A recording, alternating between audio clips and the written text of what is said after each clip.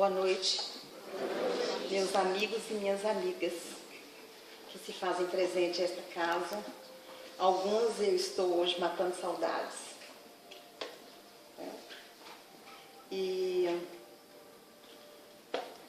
então, é com alegria no coração que nós estamos aqui mais uma vez, buscando compreender as lições deixadas por Jesus, as profundas lições deixadas por Jesus, à luz da doutrina espírita, para que essas lições sirvam para nos sustentar dia após dia, principalmente nesses dias atuais, em que a dor, o sofrimento, a dor que causa um sofrimento ou o sofrimento que causa muita dor, as várias violências que as mídias nos informam, os desequilíbrios, os desajustes físicos e espirituais. Então, é uma sensação que nós temos, e essa sensação ela é verdadeira, que estamos, de fato, atravessando dias difíceis, dias turbulentos. E foi nesse mesmo cenário que, certa vez, Jesus estava indo para Jerusalém, quando ele estava entre a Galileia, Nazaré e Galileia. Ele estava passando por uma aldeia, ele e os seus discípulos, e ele ouviu chamados. Algumas pessoas, alguns homens chamavam por ele. E Lucas traz isso para nós, ele traz até uma expressão muito comum no Evangelho de Lucas, quando ele fala assim, que eles, aqueles 10 varões, eles chamavam Jesus, denominando o comandante, por favor, comandante, tenha misericórdia de nós. E esses 10 homens, eles estavam reclusos, eles estavam excluídos de suas famílias, do seu grupo familiar, cada um do seu grupo familiar, e da sociedade, porque eles estavam com hanseníase. Né? Hoje a gente conhece, sabe que a lepra, né, é hanseníase. E a hanseníase, ela é uma doença infecciosa causada pelo bacilo, ou pela bactéria, bacilo de Hansen, por uma bactéria, e quando ela é detectada logo no início, ela é possível de cura. Então, a partir do momento em que a pessoa já inicia o tratamento, essa doença não é mais contagiosa. Mas na época de Jesus, não tinha medicamento. E essas pessoas, quando elas apresentavam a lepra, todo mundo aqui sabe o que é lepra? Sabe, né? Uhum. Eles tinham por obrigação se apresentar ao sacerdote. E um sacerdote. E esse sacerdote é que fazia a exclusão desta pessoa do seio da sua família. Agora imagina que sofrimento que não era, quando a pessoa descobria que estava com lepra, que tinha que abandonar tudo e nunca mais voltar, porque naquela época não tinha cura. Então ela tinha que, de fato, abandonar sua família, abandonar seus entes queridos, o seu trabalho e sair daquela sociedade. Então eles eram banidos e eles, nas aldeias onde eles permaneciam, os seus parentes, os seus amigos levavam roupas, utensílios, alimentos, mas existia uma dinâmica em que eles tinham que, a pessoa que levava, ela tinha que andar até tantos passos, deixar o alimento ali, as coisas ali, e eles vinham e aproximavam e pegavam. Então não tinha contato, não podia ter contato. E foi nessa situação, nesse cenário, que Jesus encontra com esses 10 leprosos. E eles pedem a Jesus a cura da lepra. E Jesus, seguindo, respeitando a lei vigente, ele de fato, ele não aproximou dos leprosos. Ele poderia aproximar, sem nenhum problema. Mas ele seguiu a lei vigente e ele disse para esses leprosos, vão até o seu sacerdote, apresenta até o seu sacerdote.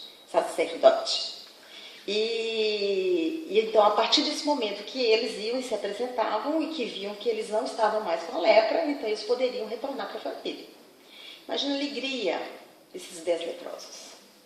Então, quando eles estavam a caminho de Jerusalém e que um ia percebendo que os membros, né, orelhas, dedos, mãos, as feridas nos corpos, elas iam se fechando e os dedos se reconstituindo, cotovelos se reconstituindo, eles ficaram tomados de alegria para retornar para as suas casas, retornar para a sociedade.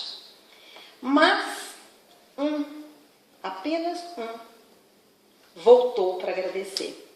Eu vou até ler esse pedaço aqui, em que ele diz que no Evangelho de Lucas, né, ele pontua dessa forma.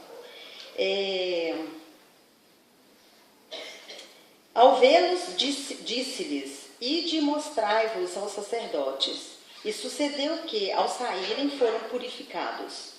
E um deles, vendo que estava curado, retornou, glorificando a Deus em voz alta. E se jogou-se aos pés de Jesus, rendendo-lhe graças. Ele era samaritano. Então, Lucas assim coloca aqui já essa condição, porque o samaritano era uma pessoa considerado um herege, não era uma pessoa bem vista entre ali os judeus. E ele era samaritano. Em resposta, disse Jesus, não foram purificados 10? Onde estão os 9? Não se encontrou ninguém que voltasse para dar glória a Deus, senão este estrangeiro? E disse-lhe, levanta-te e vai, a tua fé te salvou. A primeira lição deixada por esse episódio desses leprosos com Jesus, a fé. Eu sei que existe dentro da literatura espírita uma mensagem trazida por Emmanuel dizendo que esses outros ex-9 leprosos, eles voltaram a adquirir a doença, mas eu não encontrei essa mensagem. Mas pela fala de Jesus, quando ele pergunta, cadê os 9? E diz para ele, a tua fé te salvou, fica caracterizado que este leproso, ele não voltaria a ter mais aquela doença. Ele poderia ter outra, mas não aquela doença. Porque a sua fé, a fé dele te salvou. O que é a fé? Como que nós, hoje, lidamos com a fé? Como que nós hoje, vivenciando situações em que nós nos recorremos ao divino, aos prepostos do Pai Maior, como é que anda a nossa fé? A nossa fé é como a fé deste leproso, que Jesus diz para ele: a tua fé te curou? Emmanuel, no livro Caminho, Verdade e Vida, ele traz uma outra lição sobre aquele paralítico. O título desse, quem quiser pesquisar depois, é O Paralítico. Está lá no livro Caminho, Verdade e Vida. Ele conta que esse paralítico, está lá no Evangelho de Mateus, que esse paralítico, ele queria muito ter com Jesus. E ele era paralítico, ele não conseguia acompanhar o movimento da multidão. E Jesus estava naquela noite numa casa, e a casa já estava abarrotada de pessoas. E ele se juntou, ele pediu a alguns amigos: por favor, eu preciso ter com Jesus. Eu preciso curar a minha paralisia. E Jesus, os seus amigos, eles levam ele até aquela casa, vendo a impossibilidade de entrar pelas portas. Eles sobem até o telhado, abrem as telhas e desce esse paralítico pelas telhas. Como Emmanuel, ele faz um recorte espiritual, uma reflexão espiritual, ele nos chama a atenção no sentido de que, quando os problemas humanos, quando as dificuldades humanas nos impedem de aproximar de Deus, nos aproximar do divino, faça como o paralítico. Suba até o plano superior da vida e peça a seus amigos espirituais para que você possa receber do Pai o acréscimo da nossa fé. No capítulo 19 do Evangelho segundo o Espiritismo, intitulado A Fé Transporta a Montanha, em que Jesus, em uma outra situação, que ele está com seus discípulos, chega um pai desesperadamente com o seu filho e dizendo: o meu filho, ele é epilético e ele está endemoniado, ou seja, ele estava no processo de obsessão, sobre o assédio de espíritos que estavam perturbando o seu filho. Além disso, ele tinha epilepsia. E ele diz: uma hora ele cai no fogo, outra hora ele cai na água, caracterizando exatamente a questão da epilepsia, que a pessoa perde o controle. E eu levei o meu filho até os seus discípulos, mas eles não curaram. E é nessa passagem que Jesus questiona os seus discípulos, ou seja, nos questiona. Cadê a fé de vocês? Até quando estarei com vocês? Por que sofreis? Se vocês tivessem a fé do tamanho de um grão de mostarda, ou seja, uma fé tão pequenininha, tão insignificante, tão diminuta, se vocês tivessem essa fé, vocês teriam a capacidade, a condição natural de dizer: move montanha deste lugar. Todo mundo acho que conhece essa passagem, né?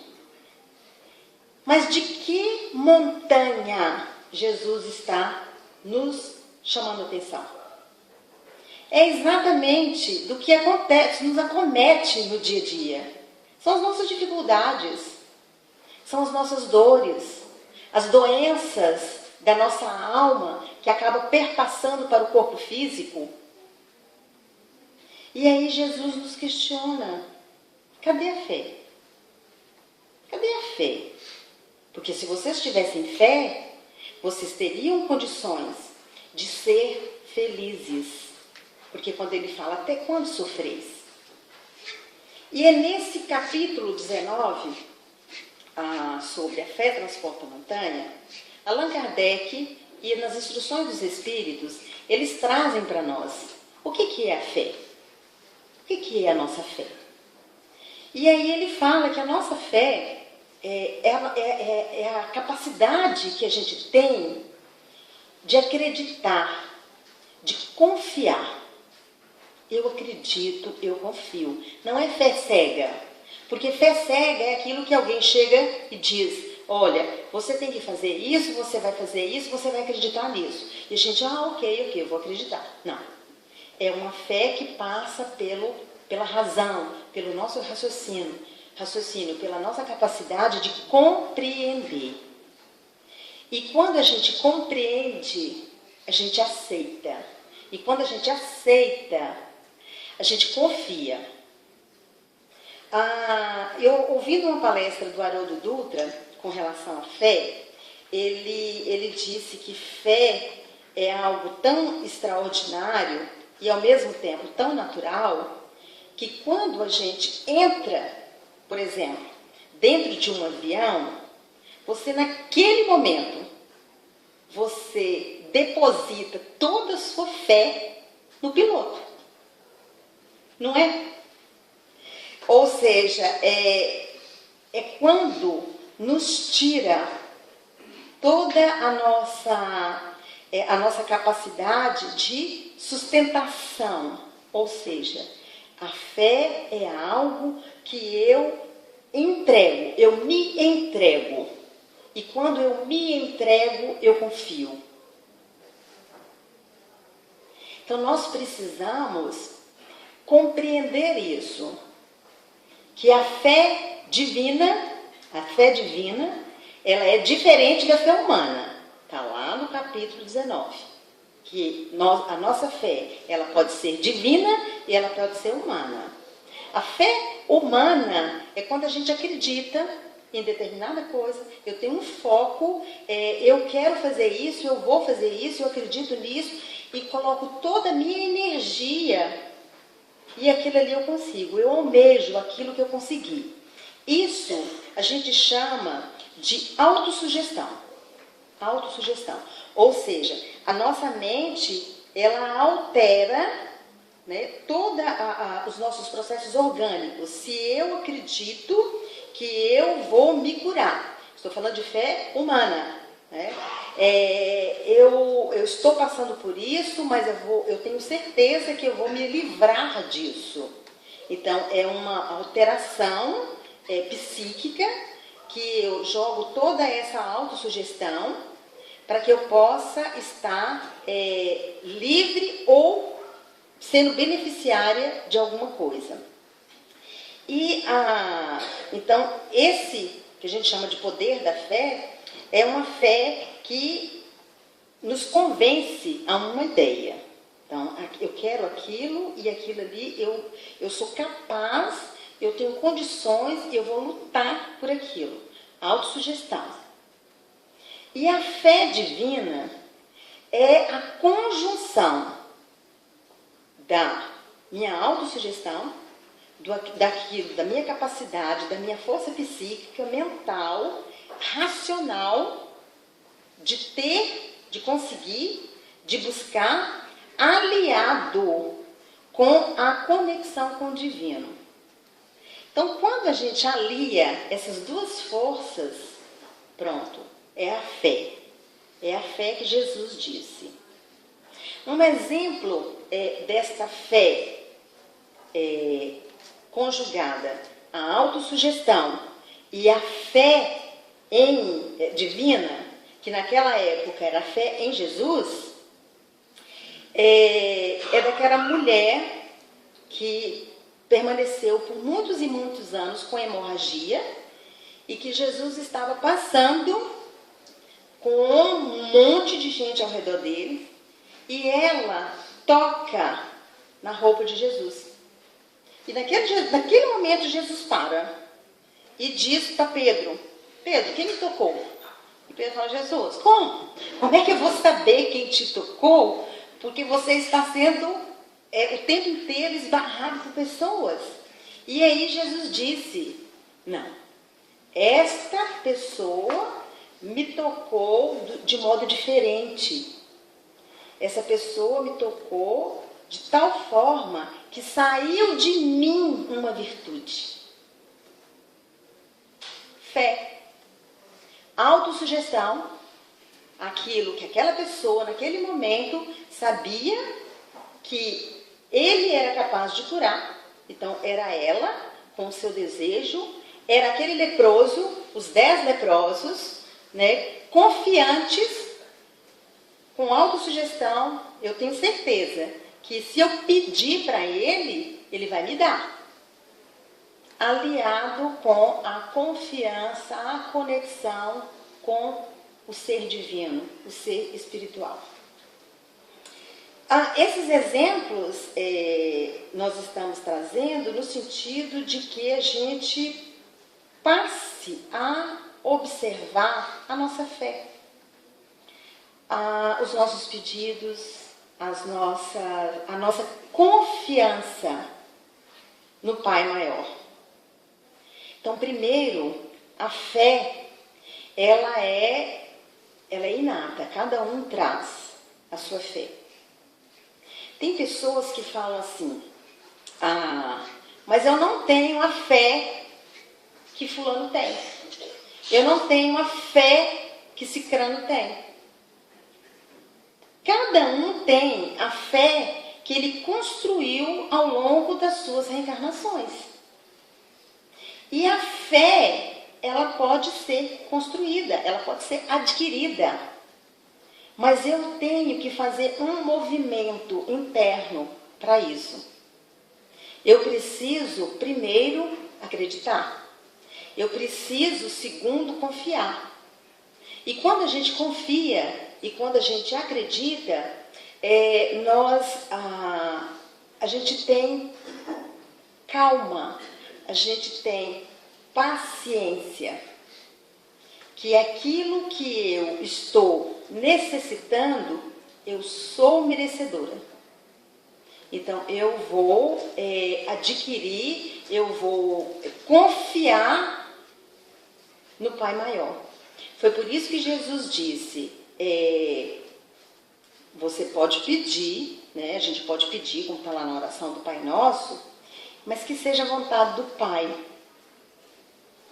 E a partir do momento, quando a gente deposita, quando a gente confia, que a gente entrega, como a gente se entrega, né? Quando a gente entra dentro do avião, estou entregando a minha vida ali para aquele piloto, então a gente está entregando as nossas súplicas, as nossas necessidades ao plano superior da vida. Para que esse plano superior da vida, que está nos guiando, perceba que eu estou fazendo o meu movimento e vou ser merecedora. Então, isso é fé, é você acreditar, é você confiar e ter paciência.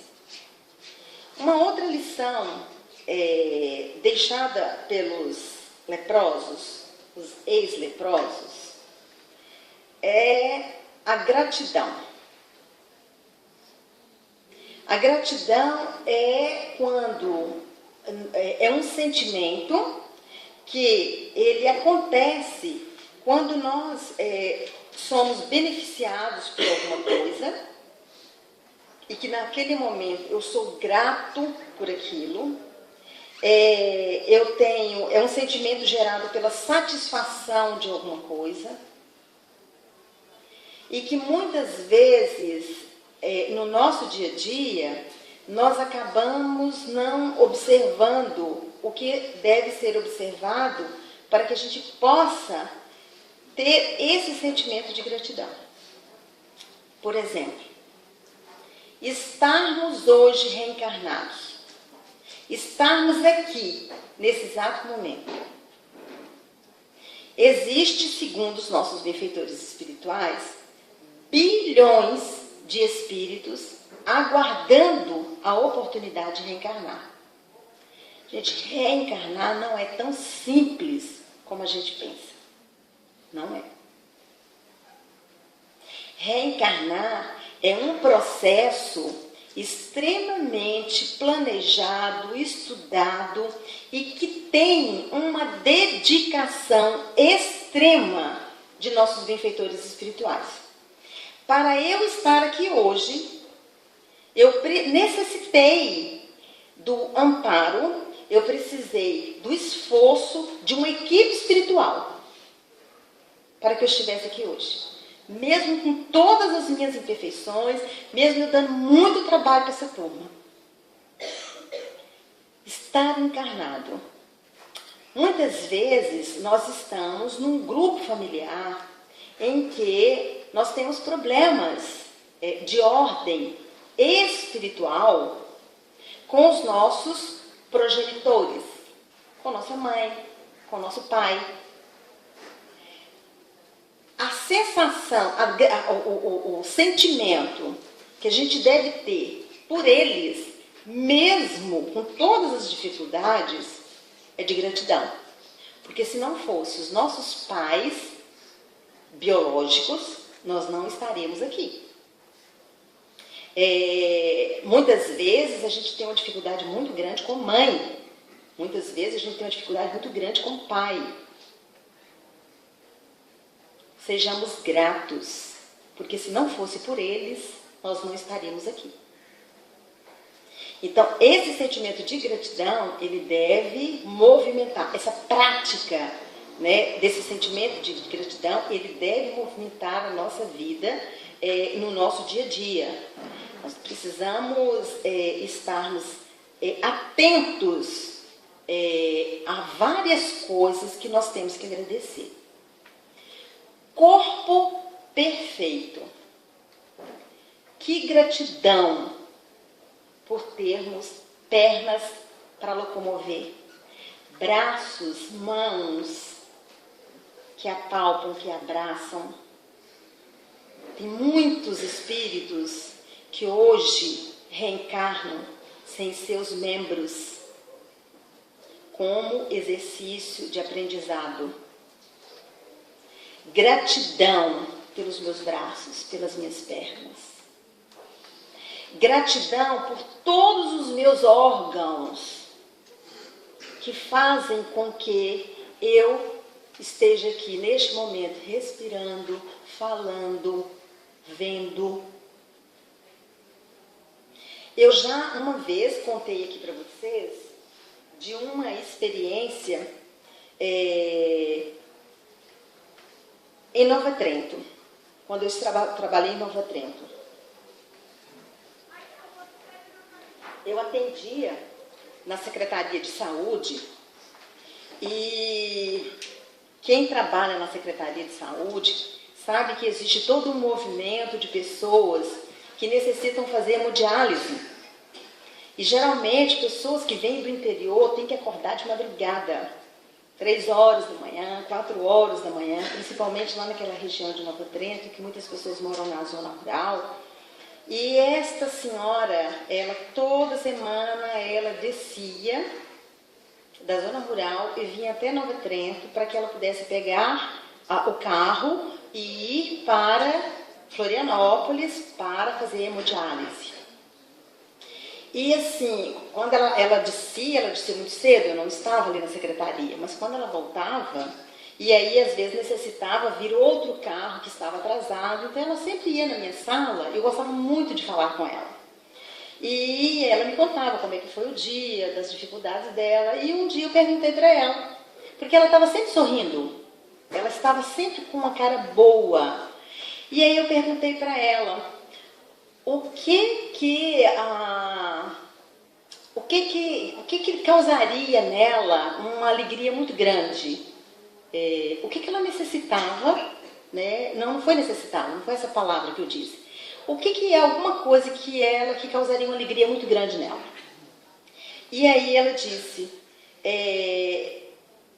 o que ela sentia falta? Eu não me lembro qual foi a pergunta que eu fiz a ela, mas ela me respondeu que a coisa que ela mais gostaria era de poder, pasmem, de tomar um copo de água. Quem faz hemodiálise, eu nem sabia, Porque tem muitas coisas que a gente não se envolve porque a gente não tem contato, né? Tomar água, pasmem, ir no banheiro e fazer xixi. Diz ela que sonhava sentando num vaso sanitário e tendo aquela sensação de fazer xixi. Vez ou outra, eu lembro dela. Principalmente quando eu estou fazendo xixi. Eu falo, graças a Deus, eu posso tomar água. Graças a Deus, eu tenho rins que funcionam. Que expelem a secreção, o líquido que não é bom para fora do meu corpo. Gratidão. Há muito tempo atrás, a Rede Globo apresentou uma série de programas falando das necessidades do povo brasileiro. Pasmem, uma senhora, o repórter conversando com ela e perguntou o que daria felicidade para ela, o que ela precisava, lá no sertão do Nordeste do Brasil. E ela disse, nossa, a coisa que eu mais queria era poder tomar banho de chuveiro e lavar meus cabelos.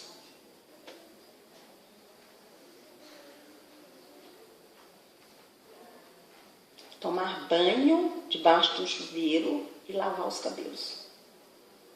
Imagina a dificuldade daquela pessoa, né? No dia a dia, no seu dia a dia, e a ausência de recursos, né?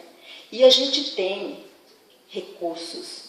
Nós estamos em um dos estados mais belos do Brasil, que é Santa Catarina. As belezas naturais de Santa Catarina enchem os nossos pulmões, os nossos olhares, a nossa mente, a nossa alma de coisas boas. Existe uma pesquisa científica dizendo que quando a gente olha verde, matinhos, verdinhos, aquilo ali movimenta hormônios no nosso organismo que nos dá saúde. Nós somos cercados de belezas naturais. Gratidão, quando a gente vê circulando, acordando. Obrigado, Senhor. Obrigado por eu morar em Santa Catarina, porque nós podemos acordar em novo reencarne no sertão, no Nordeste brasileiro, tá? Para que a gente possa experimentar o que a gente muitas vezes desprezou.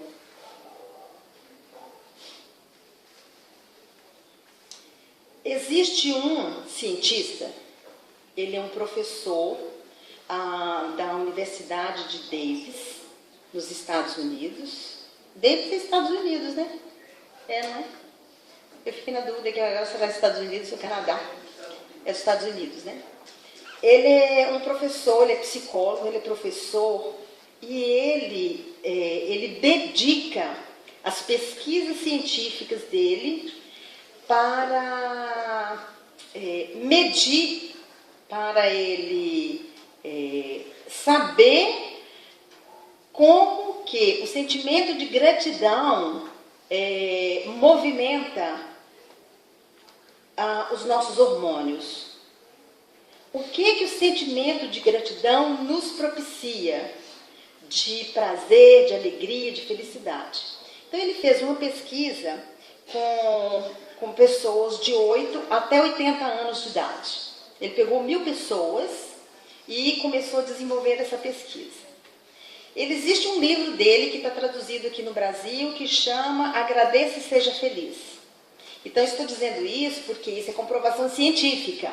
É uma pesquisa, não é autoajuda, não é alguém falando palavras bonitas que mexe com o nosso íntimo e que nos dá alegria. Não, é uma pesquisa, é comprovado cientificamente que quando a gente tem no nosso dia a dia a prática da gratidão, quando nós somos 80% gratidão, satisfeitos, felizes, agradecidos, muitas coisas transformam a nossa psique, tá?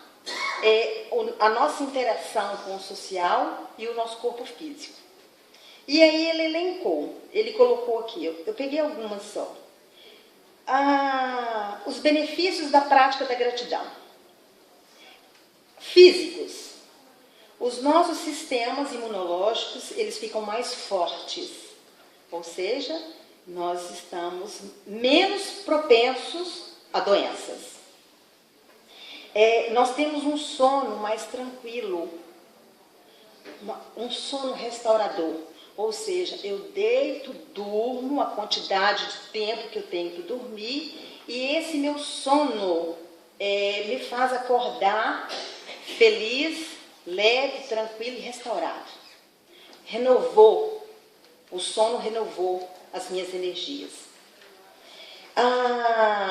E nos dá energia de bom ânimo, disposição. Psicologicamente, ele diz que aumenta o nosso nível de emoções positivas. Temos mais prazer e alegria, ou seja, entramos numa zona de otimismo e de felicidade.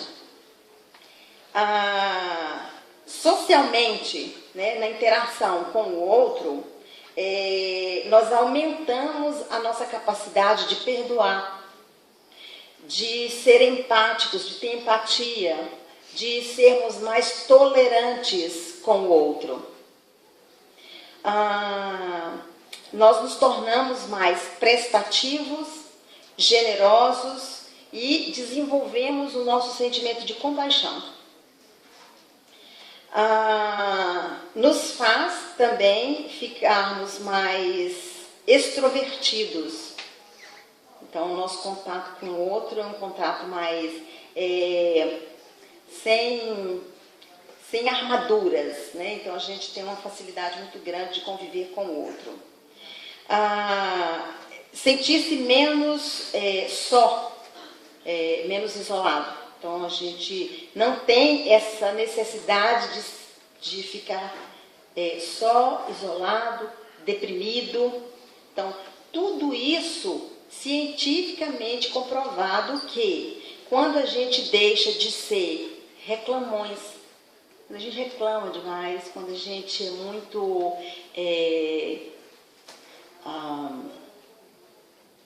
quando a gente não é muito grato com as coisas, né?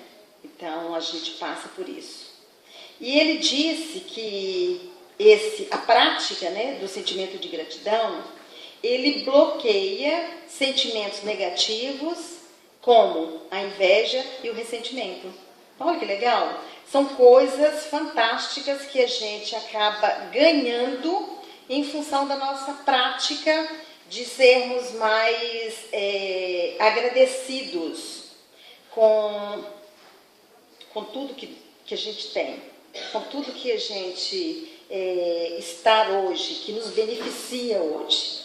E ele diz também que uma das coisas mais difíceis da gente aprender é sermos gratos pela dor.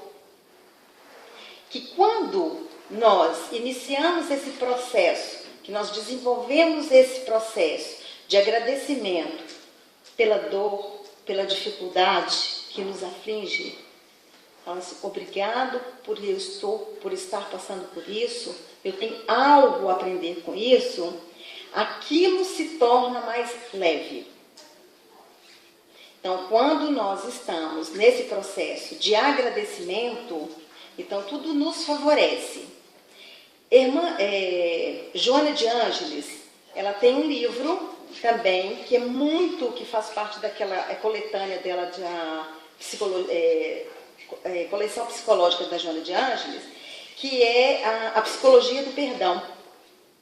Então ela nos recomenda, ela diz assim, que a gratidão, ela é filha do amadurecimento psicológico. A gratidão, ela é filha do amadurecimento psicológico. Enriquece de paz e de alegria todo aquele que a cultiva. E aí ela recomenda, nesses dias de violência e de crueldade, de indiferença pelos valores morais e emocionais relevantes, a gratidão tem um papel significativo a desempenhar em referência à saúde integral dos seres humanos. Foi exatamente o que esse pesquisador, Robert Amos, que ele cientificamente comprovou. É exatamente o que Joana de Anjos está dizendo, que a partir do momento que a gente entra nesse exercício de prática de gratidão, nós somos seres integralmente, ou seja, espiritualmente, fisicamente, socialmente, mais equilibrados, mais felizes. E daí, a lição dos 10 leprosos é que nós tenhamos a fé que seja capaz de nos sustentar nas nossas dificuldades, com todos os empecilhos que hoje a vida encarnada nos propicia, que a gente tem fé e confiança, e que a gratidão de agradecer a Deus. Tem um poema, acho que vai dar tempo, um poema que o Divaldo recita, ele é enorme, mas eu não vou muito